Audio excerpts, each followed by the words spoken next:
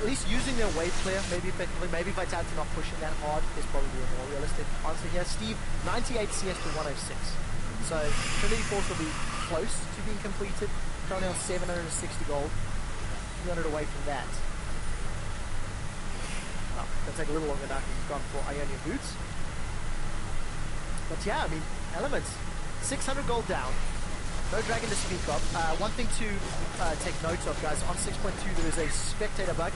Baron and dragon timers will not be visible. So we will keep you up to date with how long those are. You can see the first dragon is taken down now, so...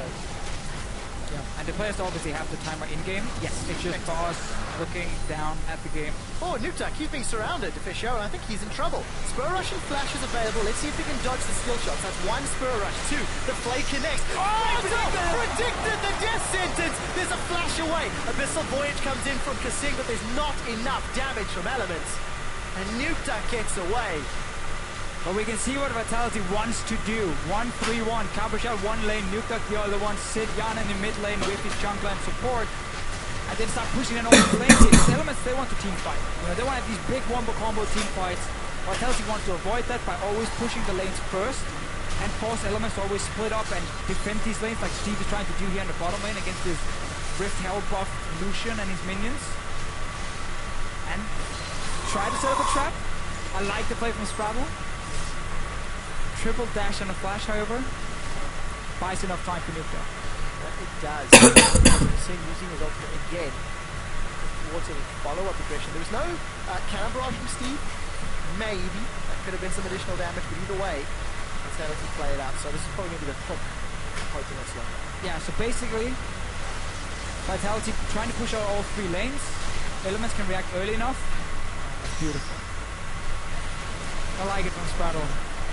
Shooting it straight away, Nuktak would never do anything because he would obviously just dash around it, so you got to try and predict where he's going to. Oftentimes you will shoot completely wrong. Other times you know the exact range. Then say you most likely go either left or right, and when you fire there, you're kind of 50-50. It's not all pure skill. I mean, you don't exactly know where he's going to dash. I'm worried about it. I think you explained that very, very well. Congratulations to Spraddle. This is the third time he's played Thresh. 1 win, 1 loss. He's got a good death sentence now, but it needs to result in more. Lane pressure being applied on the top by Elements. They've got 3 members up top, and you can see Sean's on screen worrying as his team is about to suffer some tower damage. But luckily, Vitality's Nuktak and Shook have control of the bottom half of the map. So actually, Nuktak's going to take this tower way before Elements can. So whenever you play against the 1-3-1 setup, the trick is always that you try and control mid lane, and you try and then control one of the side lanes. And when you get to force your team back on the map, that's when you can try and force a team fight around a tower. You can try and get into the enemy jungle and see if you can set up a fight with your great team fighting composition. If you do not push that advantage,